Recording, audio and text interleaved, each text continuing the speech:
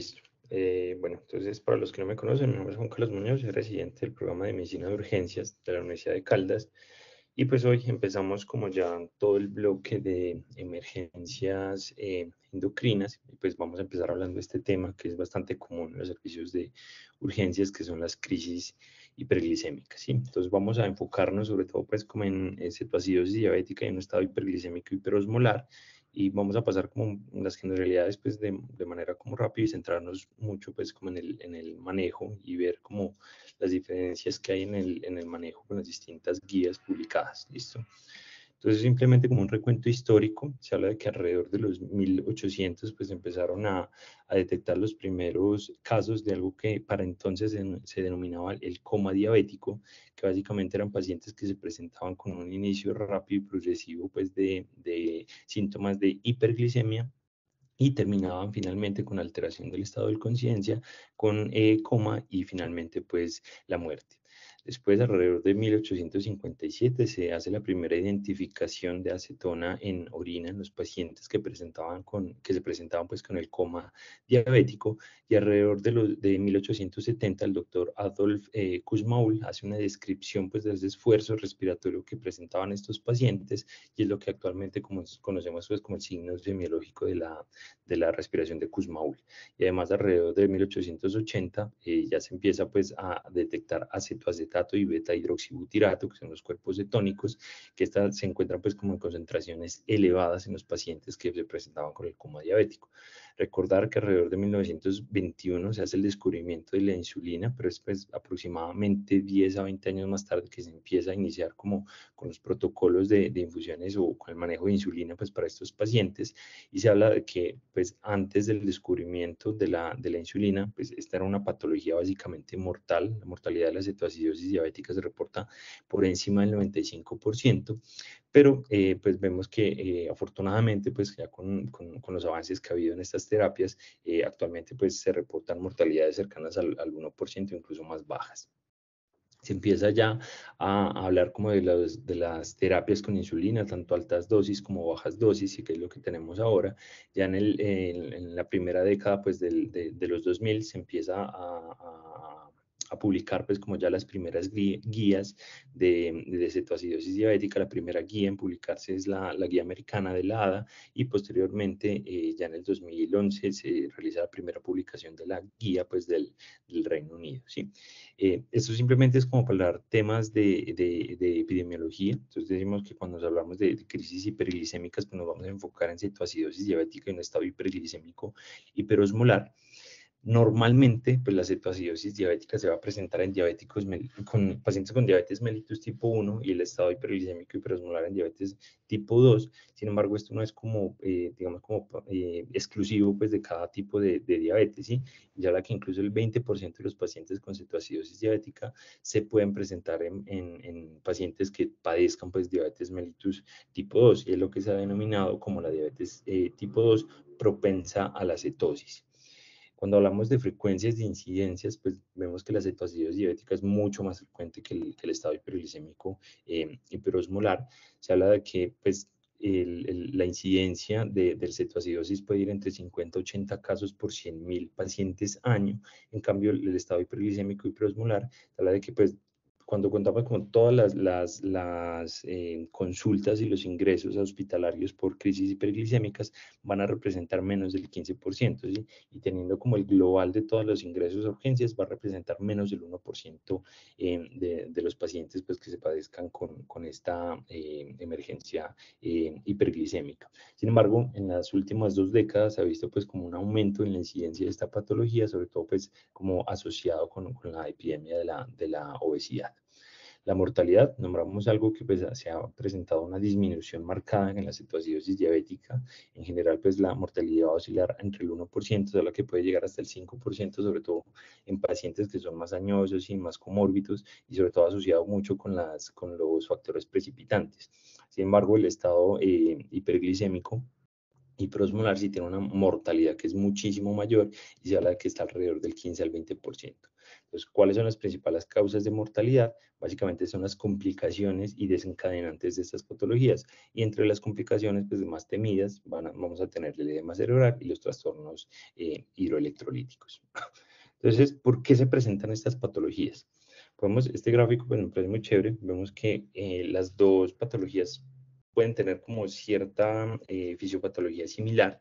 Vemos acá en el lado derecho, pues como lo que va a primar en el estado hiperglicémico hiperosmolar, que va a estar, digamos, como caracterizado por la insuficiencia relativa de la insulina. En cambio, la cetoacidosis diabética se va a caracterizar por una resistencia absoluta a la insulina.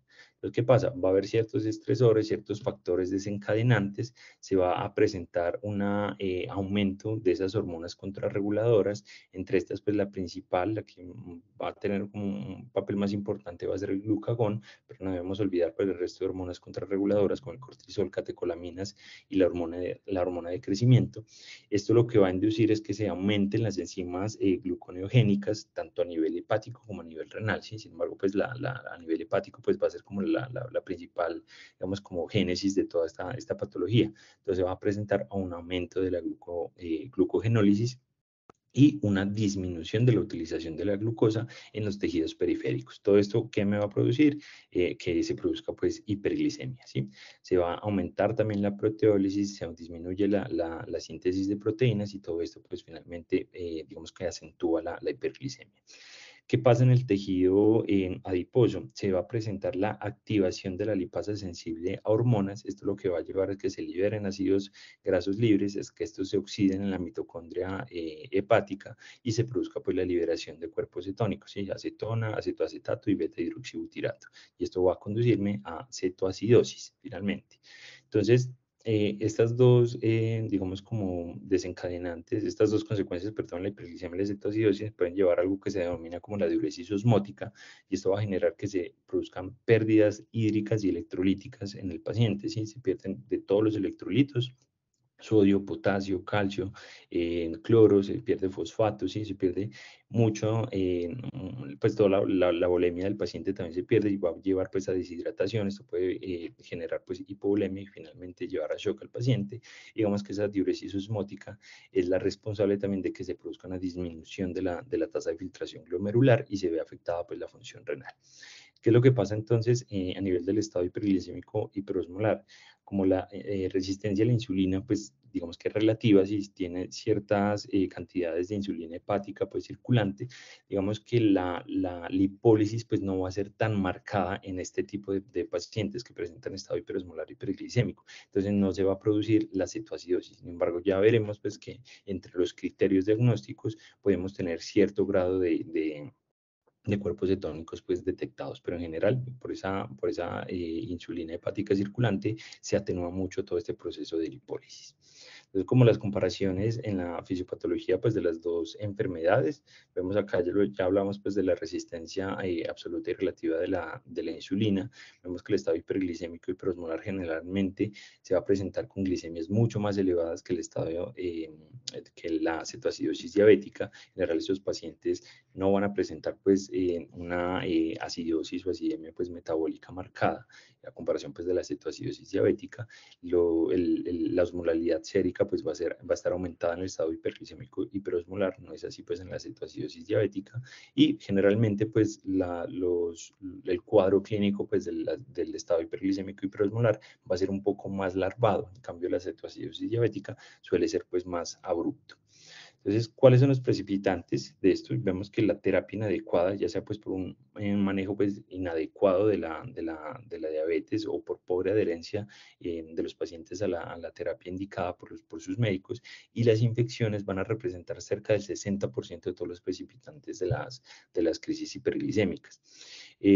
Cuando hablamos de infecciones, pues vemos que cualquier infección básicamente podría precipitar estas patologías. Sin embargo, se habla de que la neumonía y la infección urinaria pues, van a representar cerca del 70-75% de las desencadenantes cuando hablamos específicamente de infecciones.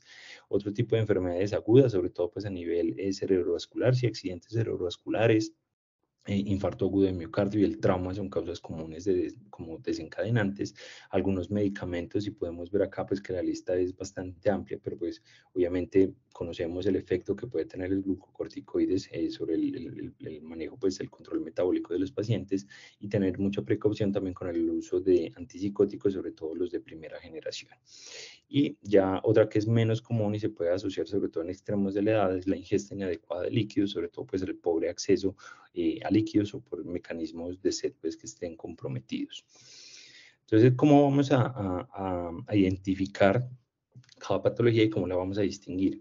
Básicamente, podemos decir que la cetoacidosis diabética se va a caracterizar por una tríada que va a consistir en hiperglicemia, una acidosis metabólica y una cetonemia, y por su parte el estado hiperglicémico hiperosmolar. Lo que va a primar acá va a ser la hiperglicemia, que va a ser mucho más severa que la cetoacidosis diabética, una osmolalidad sérica que va a estar alta y mayor grado de deshidratación.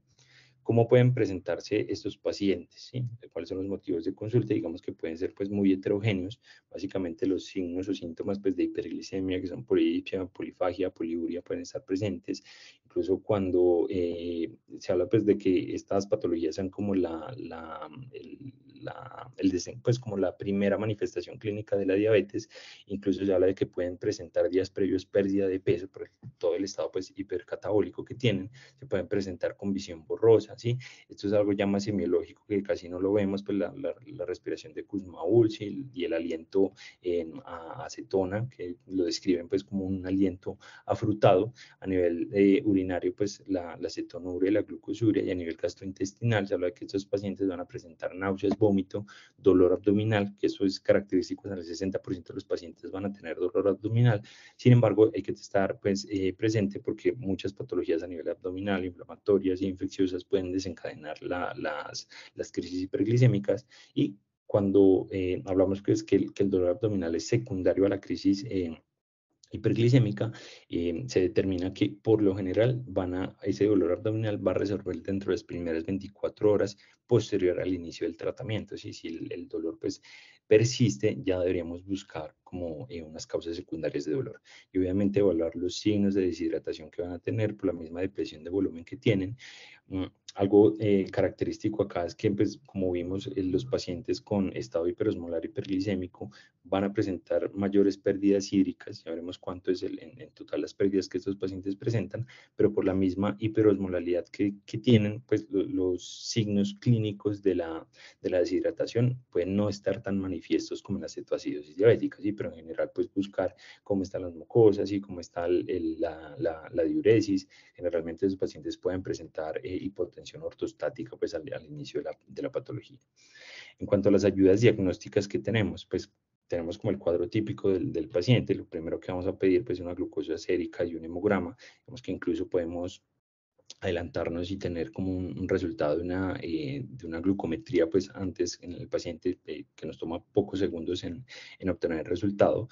Entonces pues la glicemia va a estar elevada, ¿sí? El hemograma puede mostrar leucocitosis, y eso pues en general las urgencias hiperglicémicas se pueden asociar con elevación de reactantes agudas, y eso puede ir también relacionado con todas esas hormonas contrarreguladoras, sobre todo las catecolaminas.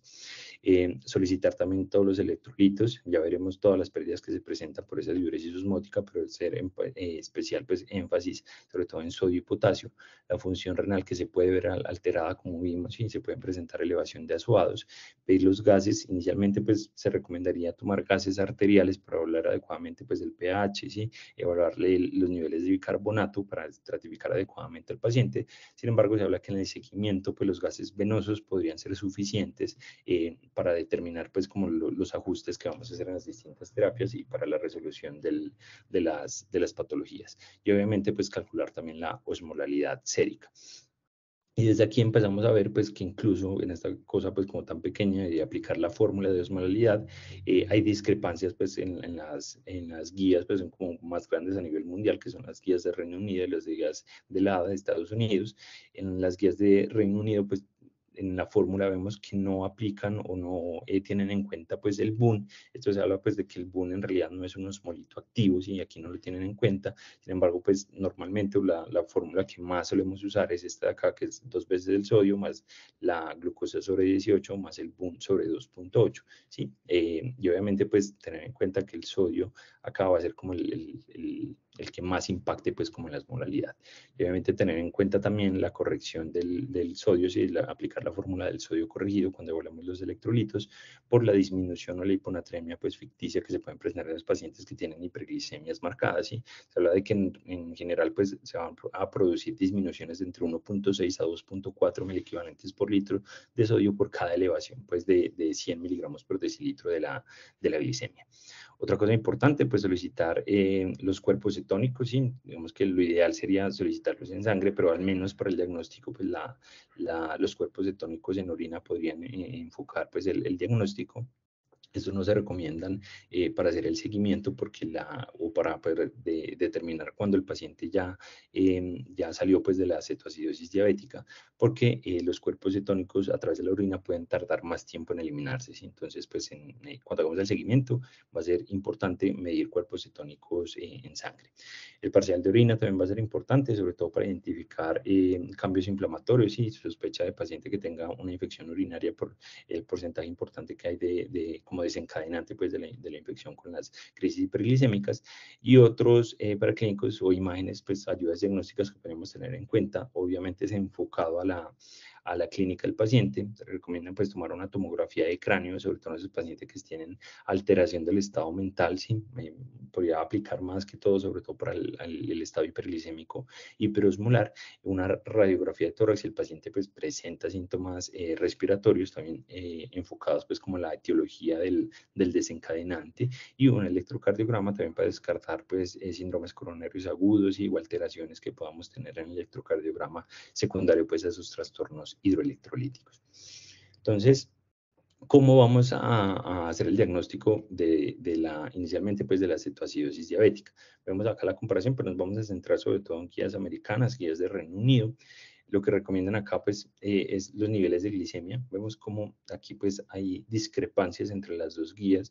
La guía americana propone unos niveles de glicemia superiores a 250 miligramos por decilitro, la de Reino Unido mayor a 200 miligramos por decilitro. Aquí en los niveles de pH pues están, digamos, como acorde en que el pH debe ser menor a 7,3. Sin embargo, las guías de la ADA pues hacen como una subclasificación dependiendo de los niveles de pH, pues clasificar la severidad de la cetoacidosis diabética. Entonces, si es leve, entre 7,25 a 7,3, moderada entre 7 a 7,24 y severa cuando es menor a 7. Los niveles de bicarbonato también aplicables para la guía de Reino Unido, menor a 15, para la guía americana, pues también leve si está entre 15 y 18, moderada entre 14 y entre 10 a 14,9 y severa menor a 10. El anion gap, pues que generalmente lo vamos a encontrar elevado, los cuerpos cetónicos que estén positivos en orina, y se habla de que cuando utilicemos pues una tirilla reactiva, que haya presencia de al menos 2 cruces, ¿sí?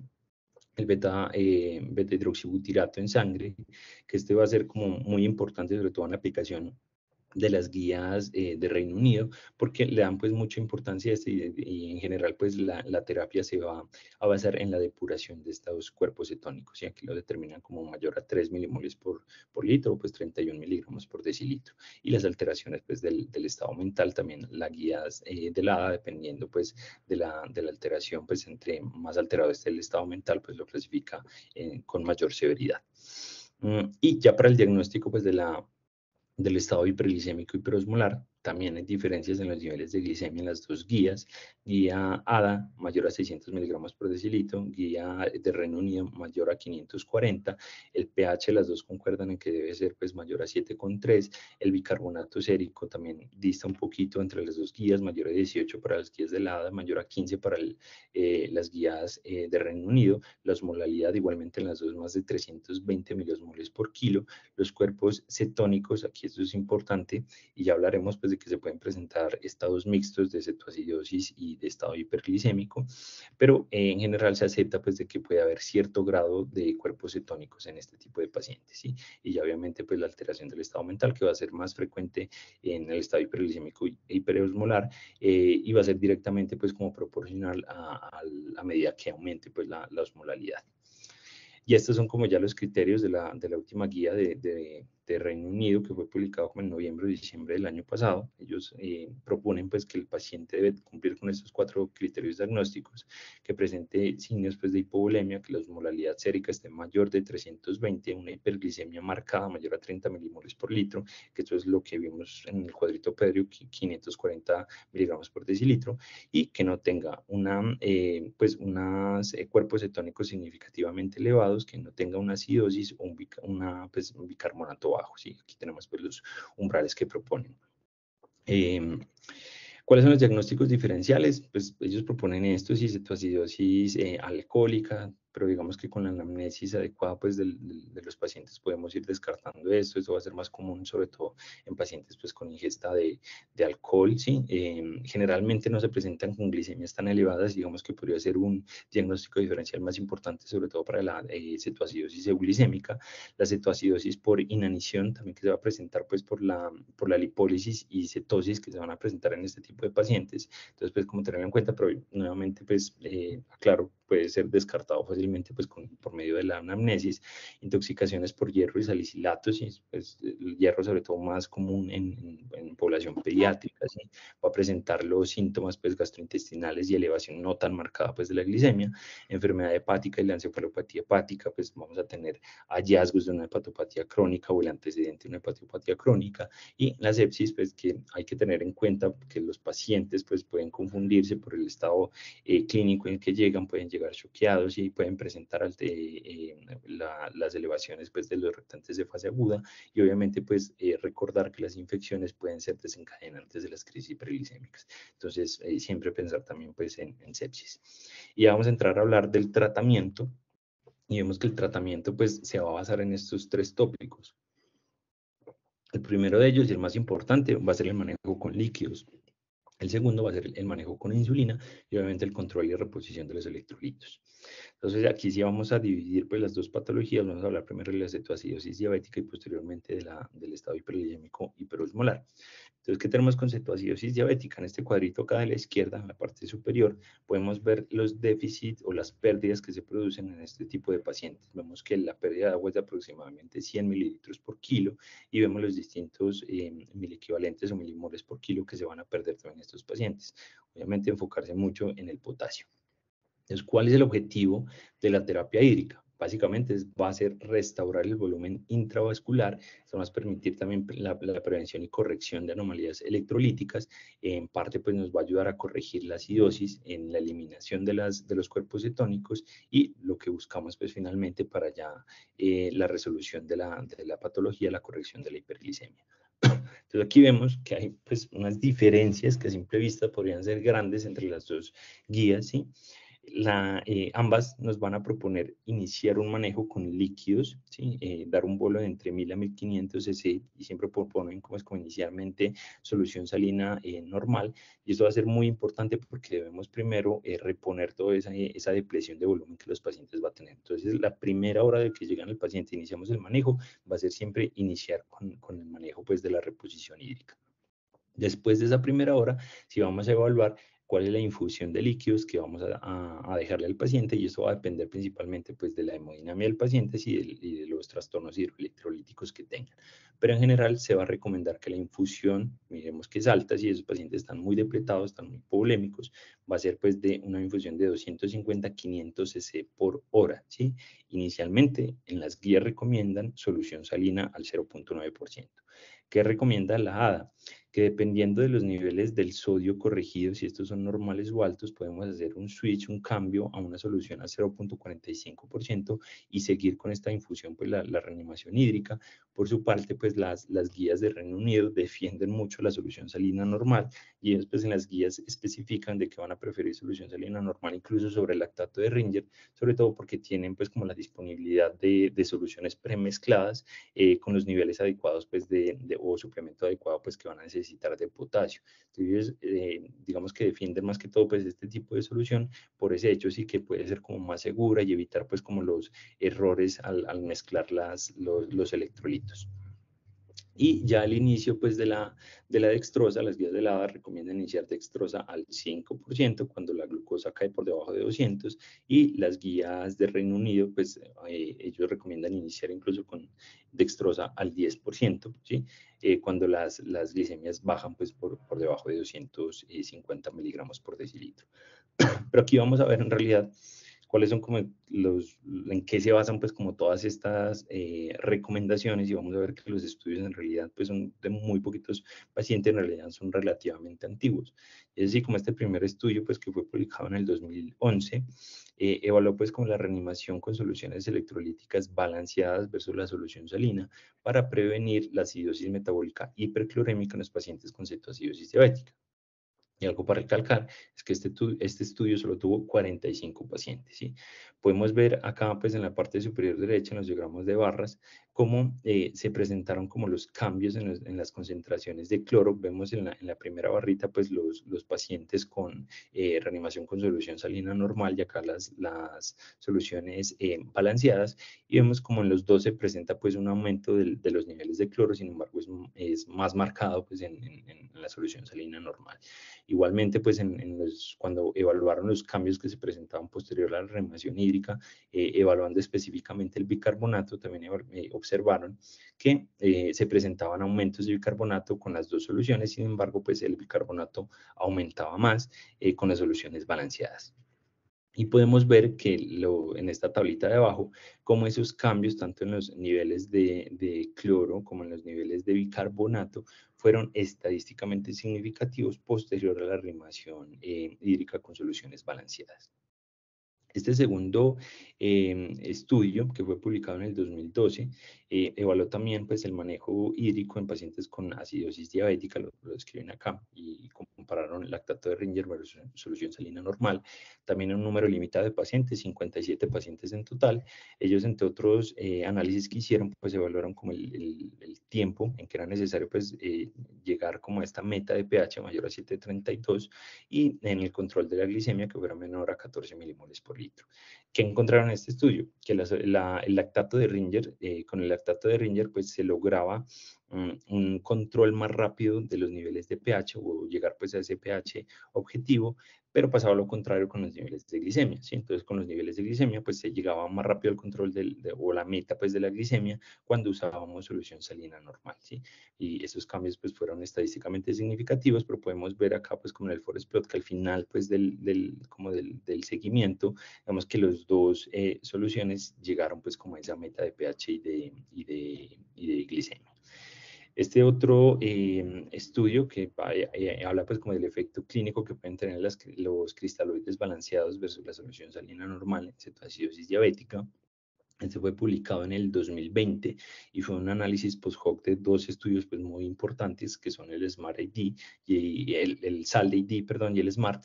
Y también evaluaron acá pues como el tiempo de resolución de la cetoacidosis diabética y el tiempo que tardaba pues como en descontinuar o suspender esa infusión de insulina. Y acá se encontraron pues unos cambios unas P's que fueron estadísticamente significativos, que se lograba una resolución más rápida con el uso de cristaloides balanceados, y que igualmente pues la suspensión de la insulina también era más rápida con las soluciones balanceadas en comparación con la solución salina normal. Pero nuevamente podemos ver que con el paso del tiempo pues las dos soluciones logran como la meta. Y cuando ellos hablan pues que son unos cambios pues estadísticamente significativos, nos vamos acá a la tablita y podemos ver en cuánto fue el tiempo medio en horas, ¿sí? de la resolución de la cetoacidosis, y podemos ver que para cristaloides balanceados fue de 13 horas y para solución salina 16,9 horas. Y el tiempo para la discontinuación de la infusión de insulina fue 9,8 horas para los cristaloides balanceados y 13,4 horas para la solución salina normal. Entonces aquí podemos evaluar y decir pues como si en realidad estos cambios pues 3, 4, 5 horas en que me resuelva más rápido o suspenda más rápido pues la insulina pueden tener en general pues como un impacto en los pacientes. Y es así que este estudio ya es una revisión sistemática y un metaanálisis que fue publicado el año pasado, y evaluaron pues también la solución salina con cristaloides balanceados en pacientes con cetoacidosis diabética, y ellos que encontraron acá que el tiempo en la resolución de la cetoacidosis diabética sí estaba pues era más rápido con las soluciones balanceadas. Sin embargo, podemos ver aquí en este forest plot pues que la heterogeneidad fue siempre importante, y la estancia pues hospitalaria, digamos que se redujo en los pacientes que usaban pues las soluciones balanceadas, pero podemos ver acá que en realidad pues la diferencia fue de máximo un día, ¿sí? Y los niveles pues de bicarbonato, si hablan de que pues se podría llegar como una meta, un ascenso más rápido de bicarbonato, estaría pues el resultado a favor de las soluciones balanceadas. Entonces digamos que pues la evidencia, que en realidad es pobre, si los pacientes, pues, los estudios como vimos, pues tienen muy poquitos pacientes, y en general podrían orientar a que tal vez las soluciones balanceadas y lo que más usamos pues nosotros sería el lactato de Ringer, podría mejorar en parte pues los parámetros de los pacientes, pero vemos que en realidad pues la solución salina se compara pues con este tipo de soluciones, y al final pues del tiempo digamos que podrían ser comparables. Y así pues que se empezó a hacer este estudio, que será una revisión sistemática, pues tenía la esperanza de que ya los resultados hubieran salido para cuando expusiera, pero pues no fue así.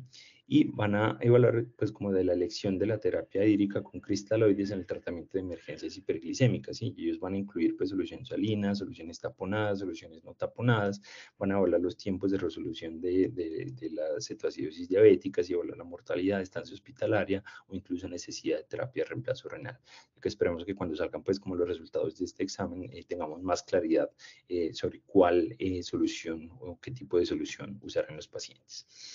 En cuanto al manejo de electrolitos, pues digamos que nos vamos a centrar sobre todo en el potasio. En esto sí las recomendaciones son muy similares. Las guías de la ADA pues van a recomendar reponer entre 20 y 30 mil equivalentes de potasio por cada litro de solución infundida, sobre todo pues cuando tenemos límites de potasio menor a 5,2. Si es mayor a este nivel pues no se necesitaría reponerlo. Las guías de Reino Unido proponen reponer 40.000 equivalentes por cada litro, pero pues tienen un umbral un poquito más alto, si de 5,5 por encima de ese valor, pues no se va a reponer potasio, por debajo de ese valor se va a reponer 40.000 equivalentes por cada litro de solución infundida. Y muy importante, pues si hablan de que cuando el potasio esté por debajo de 3.000 equivalentes por litro, espere iniciar la insulina, porque recordemos que la insulina va a promover el ingreso del potasio a nivel intracelular y podría ser pues más perjudicial para el paciente. Y entonces en este caso vamos a reponer primero el potasio y después iniciamos la terapia con insulina. En cambio, la reposición de fosfato, pues generalmente no hace como una recomendación o que se deba buscar los niveles de fósforo pues en todos los pacientes. Especifican que sobre todo los que tengan pues alteraciones en la musculatura respiratoria, que tengan fallas respiratorias o alguna alteración cardíaca, pues sería importante medir el fósforo y si está muy bajito pues reponerlo, y ya vamos a hablar más adelante un poquito del bicarbonato, que en realidad no se va a recomendar. Con la insulina, tenemos algo que se ha denominado pues como las infusiones intravenosas de insulina a una tasa fija.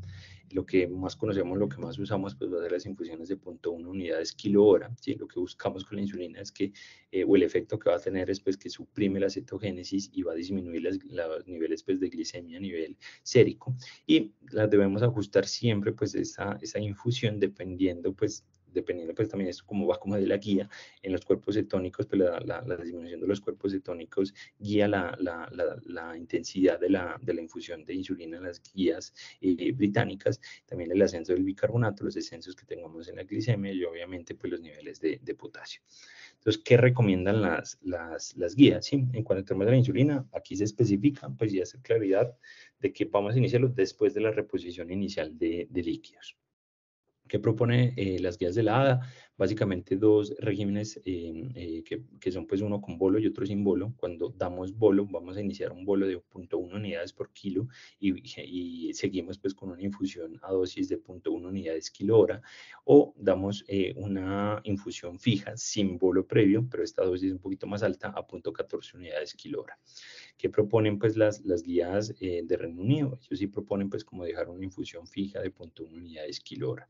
¿Y cómo vamos a ajustar pues esa terapia de esa infusión de insulina?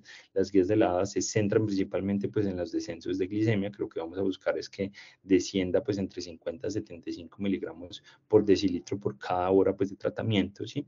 Y Cuando esté pues por debajo de 200 y con el fin de continuar la terapia insulínica, que va a ser pues como el manejo ideal en estos pacientes y para prevenir la hipoglicemia, vamos a agregar pues dextrosa a estos pacientes. Y la meta que vamos a mantener, ¿sí?, de la glicemia es entre 150 a 200 miligramos por decilitro hasta que se presente la resolución total pues de la cetoacidosis, que ya veremos cuáles son los criterios. ¿Qué proponen entonces las guías de Reino Unido? Ellos tienen como un enfoque distinto, ¿sí?, para ajustar pues, las tasas de infusión de la insulina. Ellos proponen siempre medir pues, el beta hidroxibutirato, ¿sí?, y ajustar dependiendo pues, los descensos, que se espera que baje en promedio 0.5 milimoles por litro hora, o pues cuando lo cambiamos las unidades 5.2 miligramos de decilitro hora, e ir ajustando pues de una unidad por hora dependiendo pues de esos descensos. Si el beta hidroxibutirato no está disponible, lo que proponen es medir las concentraciones de bicarbonato y que estas aumenten en más de 3.000 equivalentes litro hora. Sin embargo, hacen la salvedad aquí de que, como ellos defienden, pues como tanto el uso de la solución salina normal, que después de 6 horas de reanimación con solución salina normal y debido a la acidosis hiperclorémica que se puede presentar por la infusión de la salina, pues que el bicarbonato no va a ser como el de elección para guiar la terapia, ni siquiera pues tenerlo en cuenta para la resolución pues de la cetoacidosis diabética, ¿sí? Y como tercer tópico, pues que tienen o tercera opción que tienen para el ajuste de la terapia insulínica, va a ser los descensos de los niveles de glicemia en promedio que sea mayor a 50 miligramos de decilitro hora, que vemos pues es como muy similar con las recomendaciones que hacen con las guías de la ADA. Y esa dosis básicamente que recomiendan como las guías americanas, y que es de poner dosis de 0.14 unidades kilo hora como infusión, pues digamos como fija, o darle bolo o no al paciente, se basa como en este estudio que fue publicado en el 2008. Vemos que pues habla como si en realidad la dosis inicial de insulina es necesaria en estos regímenes que tenemos y para el tratamiento pues de la cetoacidosis diabética. Entonces dividían 3 grupos: a un grupo que le daban o que se denominó como carga, ¿sí?, que daban una dosis inicial de carga de 0.07 unidades kilo seguido en infusión a una dosis fija de 0.07 unidades kilo hora, pero vemos que también fueron 12 pacientes acá. Otro grupo que era el de no carga, que no le daban un bolo inicial, sino que iniciaban la infusión a esta dosis, y también pues 12 pacientes, era muy chiquito el estudio, y lo que denominaban como 2 veces la dosis de carga, o que el nombre acá pues como dosis doble, y no se daba el bolo inicial, dejaban una infusión de 0.14 unidades kilo hora, y aquí se obtuvo pues en este grupo solo 13 pacientes. Ellos hicieron muchas mediciones en general. Una de ellas pues eran medir los niveles de insulina libre a nivel sérico, y ellos encontraron pues que cuando daban dosis de carga, esos niveles de insulina pues se obtenían mucho más temprano, alrededor de los 5 minutos. Sin embargo, pues en los otros dos grupos se estabilizaban, digamos, o eran comparables alrededor de los 45 o 60 minutos. Y podemos ver acá los diferentes grupos: grupo de carga, grupo de no carga, y 2 veces la dosis sin carga, como digamos que se presentaron los cambios en el nivel de potasios y que se descendía, digamos que fueron muy similares en los estudios, y de hecho describen que no hubo como diferencias estadísticamente significativas. Igualmente se presentaron los ascensos en los niveles de bicarbonato, y se cumplía pues la meta del control de glicemia. Sin embargo, si hablan de que en el grupo en el que se daba la dosis fija de 0.07 sin dosis de carga, en 5 pacientes se requirió dar ajustes pues como de la insulina para lograr estas metas de glicemia. Y esa es como la principal, digamos, como razón por la que no se recomienda como dar estas dosis bajitas sin bolo de carga, ¿sí? Vemos acá también pues como en el anión GAP, el pH, los niveles pues de cuerpos cetónicos, cómo mejoraron en todos los 3 grupos. Y aquí podemos ver también, ya cuando evaluaron como el tiempo total en horas del control de la glicemia, vemos que en realidad pues no hubo como unas diferencias muy marcadas, y en el mejor de los casos pues de que se le daba 2 veces la dosis sin dosis de carga, que era alrededor de 3.6 horas, y el control de bicarbonato también era un poco más rápido en este grupo, igualmente con la recuperación pues del pH y la recuperación total pues como de la cetoacidosis diabética. Entonces digamos que no olvidar pues en caso de que no vayamos a usar la dosis de carga de 0.1 unidades kilo y después la infusión de 0.1 unidades kilo hora, que podemos hacer el uso desde el inicio pues como con esta dosis de 0.14 unidades kilo hora.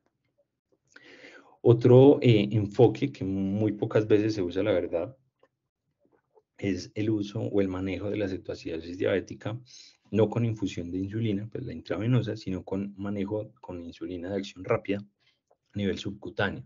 Recomiendan pues como estos criterios para los pacientes, ¿sí? Que el paciente esté alerta, que el paciente pues tolere la vía oral, que tenga un pH mayor a 7 y bicarbonato mayor a 10. Básicamente los que aplican pues como para esta terapia serían los pacientes que tengan una cetoacidosis leve a moderada, ¿sí? Y lo que se recomienda, sobre todo pues este esquema, digamos que se basa en un estudio que se encontró o que se hizo pues con insulina Aspart, que se debe dar una dosis inicial subcutánea, recuerda que estamos hablando de subcutáneo, de 0.3 unidades kilo en boli y posteriormente una dosis de mantenimiento que puede ir de 0.2 unidades kilo cada 2 horas y cuando la glicemia baje pues por debajo de 250, disminuir pues a la mitad esas dosis que estamos dando cada 2 horas. Y obviamente recordar pues que el resto del manejo, la terapia hídrica, el manejo con los electrolitos va a ser pues totalmente igual, ¿sí? Entonces, como aclarar, pues que también podríamos hacer como un manejo con insulina subcutánea. Y estos son los estudios, lo que les hablaba. ¿Sí? Aquí hablaron, pues se evaluaron sobre todo lispro subcutánea versus insulina regular intravenosa. Evaluaron pues la seguridad y efectividad en el tratamiento de cetoacidosis diabética en pacientes con esta patología, pues que fuera de leve a moderada. Se fue publicado en el 2006, solo 20 pacientes. A ambos grupos pues, les daban bolo inicial de insulina intravenosa de 0.15 unidades por kilo y seguían pues el que seguía con insulina intravenosa, seguía pues como el manejo usual. Y el grupo que iba para insulina lispro se le daba la mitad pues como de esa dosis de manera subcutánea cada hora y eso aquí en realidad no encontraron diferencias en los niveles de glicemia, en los cuerpos cetónicos, niveles de pH o mortalidad. Y antes pues, en el 2004 también evaluó insulina Aspart, eso fue pues un poquitico más grande, 45 pacientes y digamos caracterizaron tres grupos, Aspart subcutáneo cada hora, cada 2 horas y la insulina intravenosa pues como, con el manejo estándar. Los pacientes que iban con insulina Aspart subcutánea cada hora, se les daba un bolo inicial de 0.3 unidades por kilo y posteriormente seguían un manejo con una unidad kilo hora subcutáneo cada hora, ¿sí? Y la de cada 2 horas, pues le daban un bolo inicial de 0.3 unidades por kilo, a la hora le volvían a dar como otro bolo de 2 unidades kilo y posteriormente ya seguían el manejo cada 2 horas con esta misma dosis, ¿sí? Importante, pues, que aclaran que cuando ellos lograban la meta, pues, de la glicemia o cuando esta bajaba por debajo, pues, era menor a 250 miligramos por decilitro, disminuían a la mitad, pues, esta dosis de insulina Aspart, ¿sí? Entonces vemos que aquí, pues, es como la base de las recomendaciones que hacen normalmente las guías. Y en realidad, pues, tampoco se encontró que hubiera diferencias en corrección de glicemia, resolución de la cetoacidosis diabética, o mortalidad de los pacientes. Y posteriormente sale esta revisión de Cochrane, ¿sí? Que evaluó pues como los análogos de insulina de acción rápida cuando se brindaban por vía subcutánea para el manejo de la cetoacidosis diabética. Este fue publicado en el 2016 y pues es como curioso ver las conclusiones que ellos hablan, que en realidad la evidencia o es baja o muy baja en cuanto a la calidad, en que en realidad no van a existir ventajas, pero tampoco existen desventajas al comparar los efectos análogos de la insulina de acción rápida por vía subcutánea versus insulina regular por vía intravenosa. Sí, y obviamente pues esto es aplicado a cetoacidosis diabética leve a moderada. Entonces, pues como no descartar del todo que en ciertos pacientes podría ser aplicado este régimen de insulina subcutánea. Y es lo que tenía con bicarbonato, es una revisión un poquito antigua ya, 2011, pero ellos pues es interesante porque recolectaron pues como todos los estudios que hubo hasta la época que hayan usado insulina en los pacientes con cetoacidosis diabética. En realidad ellos encontraron que había una marcada heterogeneidad en cuanto al umbral del pH en el cual pues decidían ponerle bicarbonato, en la cantidad de bicarbonato que le iban a poner a los pacientes y todo el momento de administrar el bicarbonato, ¿sí? Solo 2 de estos estudios se encontró que había una mejoría transitoria de la acidosis metabólica, pero que esta mejoría duraba así mucho 2 horas y que no hubo diferencias en el control glicémico y la eficacia clínica, ¿sí? Y un dato importante es que ellos encontraron que había mayor riesgo de edema cerebral y mayor tiempo de hospitalización, sobre todo en población pediátrica. En algunos se encontró que requerían mayor suplemento de potasio y algo para hablar es que sobre todo pues no ningún estudio pues incluía pacientes con pH por debajo de 6,85, ¿sí? Entonces, digamos que en general, pues lo que sabemos es que el bicarbonato en este paciente, cuando tienen pH por encima de 6,9, no va a servir, ¿sí? Y por debajo de 6,9, en realidad no tenemos evidencia que nos hable a favor o en contra del bicarbonato. Las guías sobre todo lo van a recomendar, digamos que la ADA recomienda cuando el pH está por debajo de 6,9, y las guías de Reino Unido, sobre todo cuando el paciente tal vez requiera manejo pues con vasopresores inotrópicos, corregir el bicarbonato, porque pues la acidosis sabemos que puede afectar como la eficacia de este tipo de tratamientos. Y esta simple diapositiva para hablar de cetoacidosis glicémica, básicamente pues tener en cuenta que el paciente se presenta con acidosis metabólica, que van a tener un anion gap elevado, que se presenta con cetonemia o cetonuria, el antecedente pues que deben tener de la diabetes mellitus, y lo que caracteriza pues que presentan con acidosis los cuerpos cetónicos, pero en los niveles de glicemia normal, ¿sí?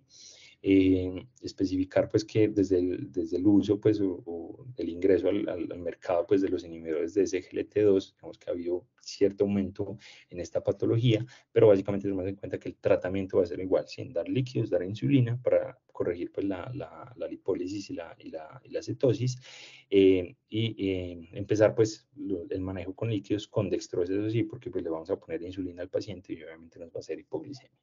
Y pues si el desencadenante vemos que es de esta familia de medicamentos, pues debemos suspenderlo.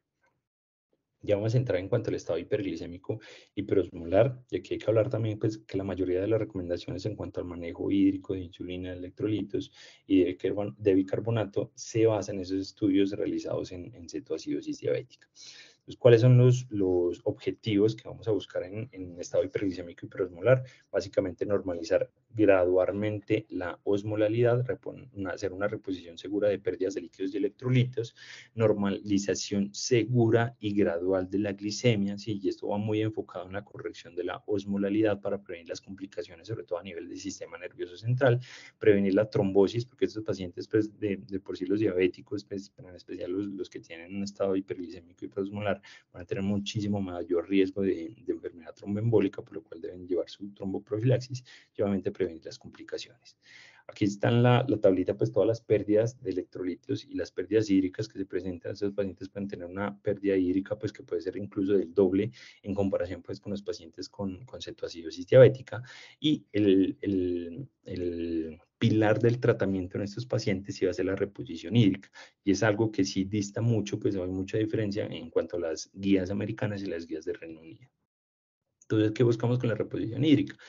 Realizar una expansión de volumen tanto a nivel intra como extravascular y restaurar esa perfusión periférica. Sabe que en promedio pues el 50% de ese déficit hídrico debería ser corregido en las primeras 12 horas y el resto pues en 12, 24 o incluso 48 horas. Eso va a depender mucho de las patologías de base del paciente, si es cardiópata, si es enfermo renal, pero se tiene pues que la glicemia pues objetivo en estos pacientes va a estar alrededor de 180 a 270 miligramos por decilitro. Siempre pues preferir cristaloides, ya hablamos de esto, y verificar, muy importante, la osmolalidad cada hora, y ellos hacen pues como todo el seguimiento del tratamiento por medio de la osmolalidad, que debemos disminuirla entre 3 a 8 milimoles por hora. El manejo con líquidos, pues el manejo inicial, el bolo de 1 litro de solución salina normal en la primera hora, y posteriormente pues ajustar la terapia hídrica. También propone entre 250 a 500 mililitros hora de solución salina normal. ADA vuelve a recomendar pues que hagamos pues una corrección del sodio sérico, si este está alto normal, cambiar a solución salina al punto 45.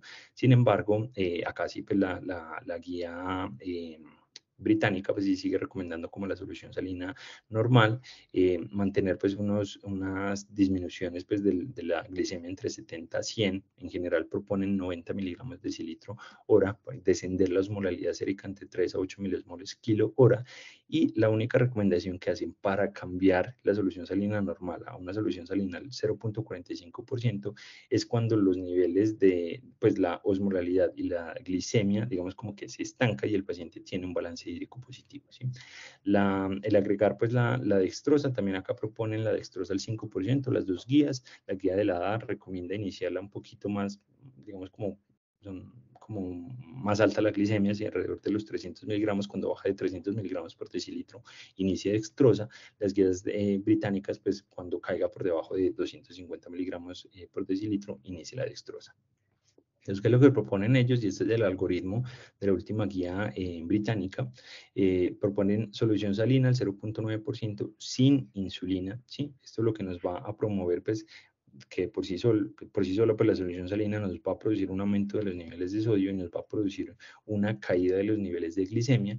Lo que vamos a buscar en la glicemia, lo que les decía en promedio, pues es que caiga alrededor de 90 miligramos de decilitro hora y evaluar muy bien pues, los niveles de sodio. Ellos dicen, evalúa el nivel de sodio, si este va aumentando paulatinamente, pero la osmolalidad no baja esas metas que tenemos de 3 a 8 milimoles por litro, seguramente es que debe pues intensificar esa terapia hídrica y póngale más líquidos intravenosos, ¿sí?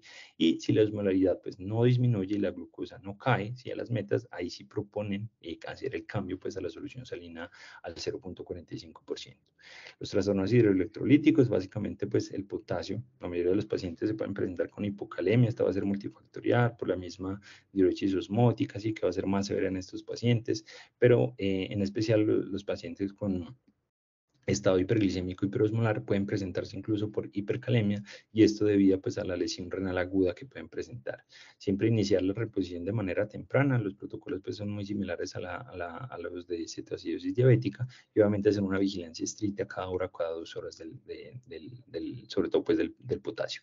Vemos acá, recomendación igual, de 20 a 30 mil equivalentes de potasio por cada litro infundido cuando cae por debajo de 5.2 y guías de Reino Unido, 40.000 equivalentes por cada litro infundido cuando el potasio está por debajo de 5.5. Si está por debajo de 3, no ponga insulina, reponga el potasio y después inicie la terapia con insulina. Entonces, aquí vemos los cambios que hay pues como con la terapia con insulina. Básicamente, ADA recomienda, pues, o lo que uno ve es maneje con, pues, hablando de insulina en específico, maneje igual cetoacidosis diabética y estado hiperglicémico hiperosmolar, ¿sí? Inicia pues dosis fija, los dos regímenes que tiene, 0.14 sin bolo o 0.1, pues dar un bolo de 0.1 unidad kilo y posteriormente pues la infusión a 0.1 unidades kilo hora. Sin embargo, las guías de Reino Unido sí son como más específicos y más cuidadosos pues, con el inicio de la insulina. Ellos recomiendan iniciarles si se detectan niveles de beta hidroxibutirato, sobre todo cuando son mayores a 1 milimol por litro, o cuando no se presenta pues una caída esperada, pues el objetivo que tenemos con la disminución de la glicemia, que sea pues menor a 90 miligramos por decilitro. Y ya las tasas pues como de corrección, si podemos decirlo como de la insulina, básicamente pues lo que esperamos es que la disminución en las guías de la ADA es una disminución de glicemia de 50 a 75 miligramos por decilitro, cuando cae por debajo de 300 miligramos por decilitro adicione dextrosa y las metas pues de glicemia van a estar entre 250 y 300. Las guías británicas, ya nombré, la meta es que disminuya cada hora 90 miligramos por decilitro y la meta que tienen acá pues como de mantener hasta la glicemia hasta que se resuelva el estado hiperglicémico hiperosmolar va a ser entre 180 a 270 miligramos por decilitro. Entonces ellos proponen pues que el uso temprano pues, de la insulina en este tipo de pacientes podría producir una reducción muy rápida en la osmolalidad, ¿sí? Que se acentúe pues, como la depresión hídrica pues, que tienen estos pacientes y por esos cambios osmolares, que se presente pues, mayor hipotensión y produzca un colapso circulatorio. Entonces, siempre evitar descensos mayores a 90 miligramos de decilitro hora en la glicemia. Proponen iniciarla pues la insulina cuando hay una adecuada reanimación hídrica, no hay descensos de glicemia o la cetonemia pues es significativa. Y aquí sí hablan también pues que las dosis de insulina deberían ser más bajas que las que aplicamos en cetoacidosis diabética. Ellos proponen una dosis de 0.05 unidades kilo hora, enfocado sobre todo a ese manejo del control glicémico, ¿sí? Porque acá no vamos a necesitar pues como tanta depuración de cuerpos cetónicos ni corrección pues de la acidosis. Y obviamente pues los ajustes que vamos a hacer dependiendo de esas metas que tengamos de descensos de glicemia van a ser de una unidad hora. Y adicional a la glucosa, la dextrosa, perdón, cuando tengamos glicemias por debajo de 250 miligramos por decilitro. Aquí en aras del tiempo, pues no me voy a detener tanto, es como el resumen de lo que hemos hablado, y cómo vamos a hacer el manejo de esos cambios osmolares. Básicamente, pues la meta que va a ser entre de 3 a 8 milismoles kilo hora. Si ese descenso pues, es muy rápido, se debe considerar disminuir las infusiones de líquidos que tengamos, o en caso de que se haya iniciado insulina, pues disminuir esa infusión. Y cuando tenemos pues, los cambios de la osmolaridad, que son muy lentos, digamos menores a 3 milismoles por kilo, pues debemos evaluar el sodio cómo está. Si este viene aumentando, debemos evaluar el estado hídrico del paciente. Si el paciente tiene un balance hídrico negativo y no tiene signos de sobrecarga, pues debemos aumentar la infusión pues, de líquidos con solución salina normal, y sobre todo cuando la osmolaridad está aumentando, pues también evaluar cómo está ese balance hídrico, y si este está aumentando, está normal, perdón, hacer el cambio por solución salina al 0.45%. En cambio, al manejo de glucosa, igualmente, pues las metas de disminuir alrededor de 90 miligramos por decilitro por cada hora. Cuando la caída de la glicemia es muy rápida, pues evalúe también cómo están esos cambios osmolares. Si son muy rápidos, pues plantee disminuir las infusiones de líquidos o de insulina en caso de que haya iniciado. Y cuando no se tienen esas metas de disminución de la glicemia, estas son menores a 90 miligramos por decilitro, también evalúe cómo está el estado hídrico del paciente. Si es adecuado, aquí pues recomiendan iniciar la insulina a dosis más bajitas, lo que hablamos 0.05 unidades kilo hora, y si el balance hídrico es negativo y no tiene signos de sobrecarga hídrica, pues digamos que mejore o dele más líquidos al paciente. Y esto es lo que les nombré, que se habla de que hay como un espectro muy grande de estas enfermedades, incluso habla de que hay un estado mixto de cetoacidosis diabética con estado hiperglicémico hiperosmolar. Vemos acá pues en la parte superior izquierda, cuanto más tenemos cuerpos cetónicos, y en la línea pues como en el eje de la X, a mayor osmolalidad, y podemos ver pues que hay ciertos pacientes que se pueden presentar con acidosis, hipoacidemia pues metabólica, bicarbonato bajo, cuerpos cetónicos elevados, pero pueden presentar una hipovolemia marcada y se pueden presentar con hiperosmolalidad. Entonces, esto es lo que hablamos, pues, como el estado mixto, cetoacidosis, estado hiperglicémico, hiperosmolar. Y aquí en estos pacientes va a primar también el uso de la insulina para el manejo de esos cuerpos cetónicos y de la acidosis. Son ya como los criterios de resolución. Tenemos aquí en la parte superior los criterios de resolución de cetoacidosis diabética, que propone guías ADA, que disminuya la glicemia por debajo de 200 y que tenga bicarbonato mayor a 15, pH mayor a 7,3 y una anión GAP pues que esté normal. Las guías británicas, pH mayor a 7,3, los cuerpos cetónicos que hayan disminuido por debajo de 0.6 milimoles por litro, lo que hablamos que el bicarbonato no lo recomienda pues por el uso de la solución salina normal. Y en cuanto a los criterios de resolución del estado hiperglicémico hiperosmolar, pues sí recomiendan hacer una evaluación holística, evaluar cómo está el estado mental, si este resuelve pues o está como al basal del paciente, si la osmolalidad ya está por debajo de 300, si se corrige la hipovolemia, tiene una diuresis mayor a 0.5 y los niveles de glicemia pues están por debajo de 15 miligramos por decilitro, que es igual pues a 270 miligramos de decilitro, se considera pues que ha resuelto la patología. ¿Cómo se hace la transición pues, de insulina intravenosa a insulina subcutánea? Básicamente esto se hace para prevenir el rebote de ya sea de cetoacidosis o de las hiperglicemias. Lo que vamos a iniciar pues una insulina basal más una insulina rápida. Si el paciente tiene ya un esquema pues instaurado, si una insulina basal uno considera pues que el manejo es adecuado, vamos a dejar la misma dosis, ¿sí? Y si no, vamos a proponer pues 0.5 a 0.7 unidades kilo día. De estas, pues el 50% lo vamos a dar como insulina basal y el 50% restante como prandiales. Y lo que conocemos normalmente es que se debería hacer esta transición al menos 2 horas previo a suspender la infusión de insulina. Pero ¿qué es lo que se recomienda actualmente? Que si el paciente ya viene con una insulina basal, apenas llegue a urgencias y se le diagnostique ya sea cetoacidosis diabética, estado hiperglicémico y hiperosmolar, usted inicia la insulina, pues la infusión de insulina, déjele también la insulina basal subcutánea al paciente. Si no tiene insulina basal previa, calcule una dosis de 0.25 unidades kilo de insulina glargina, porque se ha demostrado que esto disminuye los niveles, pues, o la incidencia de hiperglicemia de rebote. Hay como dos estudios importantes, uno que se publicó, pues, que era prospectivo a inicios de la primera década, pues, de los 2000. Sin embargo, este fue de un grupo coreano publicado también hace un año, en junio del año pasado. fue un estudio retrospectivo de 165 pacientes. Ellos evaluaron pues como el hecho de dar insulina basal temprana por vía subcutánea a los pacientes que llevaban pues con hiperglicemias severas, la dosis de 0.25 unidades por kilo, dentro de esas primeras 24 horas posteriores al inicio de la insulina, de la infusión pues intravenosa continua de insulina, y si se ponían pues antes de 4 horas de suspender esa infusión de insulina. Si vemos como que se amplía ese rango que normalmente conocíamos que es de 2 horas. Y el objetivo era evaluar la incidencia de hiperglicemia de rebote, si hay hipoglicemia y la estancia hospitalizada, estancia hospitalaria y diferencias en niveles de glicemia. Acá vemos simplemente el grupo, pues que incluso vemos que la mayoría de los pacientes se presentaron con un estado mixto de cetoacidosis y estado hiperglicémico hiperosmolar, seguido de una cetoacidosis diabética. Y podemos ver acá en estos gráficos cómo el uso, digamos, temprano de esa insulina basal por vía subcutánea se asoció a menos tasas de hiperglicemia de rebote en las primeras 12 horas de haber suspendido pues, la infusión continua de insulina.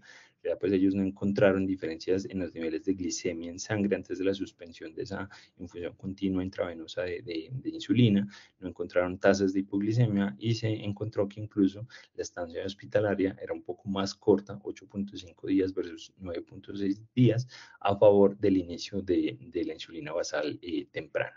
¿Cuáles son las complicaciones? Ya hablamos de las complicaciones trombóticas, las complicaciones neurológicas pues son las más temidas, las que más morbilidad y mortalidad me dan al paciente, y esto va a ser pues principalmente en el estado hiperglicémico hiperosmolar, ¿sí? Entonces siempre estar muy juicioso pues con los descensos de glicemia, el uso de la insulina, porque podemos desencadenar pues un edema cerebral o irnos para el otro lado pues y generar una desmielinización osmótica, entre otras alteraciones, pues las alteraciones electrolíticas, sobre todo potasio, alteraciones cardíacas, respiratorias, muy juiciosos también en evaluar cómo está el estado hídrico del paciente para ajustarlo, porque podemos generar edema pulmonar, y saben que los pacientes que están pues, muy deshidratados se puede presentar incluso rhabdomiólisis. Estas son las dos últimas diapositivas, son los algoritmos de manejo que proponen las guías británicas. Yo creo que algo para sumarle pues a estas guías de Reino Unido son que ellos dividen las dos patologías, tienen guías específicas para cetoacidosis diabética y guía específica para estado hiperglicémico hiperosmolar.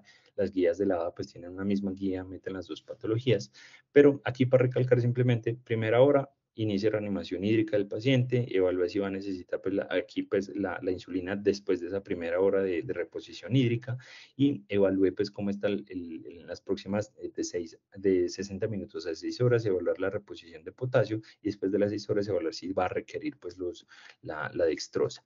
El monitoreo, cada hora debemos monitorizar cuerpos cetónicos y glicemia, y cada 1 a 2 horas el bicarbonato y el potasio, siempre evaluar pues cómo viene descendiendo los cuerpos cetónicos, cómo van aumentando el bicarbonato y cómo va disminuyendo la glicemia. Y acá lo que proponen pues como este algoritmo que pues, es muy práctico, es del A to Key and D, para evaluar cómo es como que no se nos pase nada en los pacientes de lo que debemos evaluar. Y este es el algoritmo de manejo para el estado hiperglicémico hiperosmolar. No es como tan agradable de ver como el anterior, pero recalcar también pues que lo que recomiendan es evaluar en las primeras 6 horas, tomar cada hora osmolalidad y niveles de glicemia, ¿sí? Después de las 6 horas ya podemos distanciar un poquito más esos chequeos a dejarlos cada 2 horas, y después de las 12 horas pues dejarlos cada 4 horas. Lo que se estima pues en estos pacientes es que la resolución del estado hiperglicémico hiperosmolar se puede presentar pues alrededor de las 72 horas. Y a manera de conclusión, pues básicamente debemos conocer adecuadamente la patología, saber cuáles son los criterios diagnósticos, diferenciar las dos patologías, cetoacidosis diabética, estado hiperglicémico hiperosmolar, y saber que hay un estado mixto de cetoacidosis con estado hiperglicémico hiperosmolar y que pueden variar en cierta medida pues el tratamiento. ¿Cuál guía sigo? ¿Sí? O sea, ¿cuál guía ceñirme? Si sigo pues las guías americanas, que nosotros somos muy prestos a seguir guías americanas, ¿sí? o seguir las guías de Reino Unido, pero básicamente muchos autores describen que los cambios que se presentan tanto en diagnóstico como en manejo, en realidad a la larga van a ser mínimos, y los dos han resultado pues como los dos enfoques adecuados para el paciente. Entonces la recomendación sería pues aplique con la que usted esté más familiarizado. ¿Qué líquidos usar? Vemos que las guías siguen recomendando solución salina. Yo creo que pues últimamente dejamos muy de lado y utilizamos mucho más Harman, ¿sí? Pues el lactato de Ringer, pero digamos que los estudios pues, no han demostrado como un impacto pues como real y que sea significativo para el manejo de estos pacientes con las soluciones balanceadas.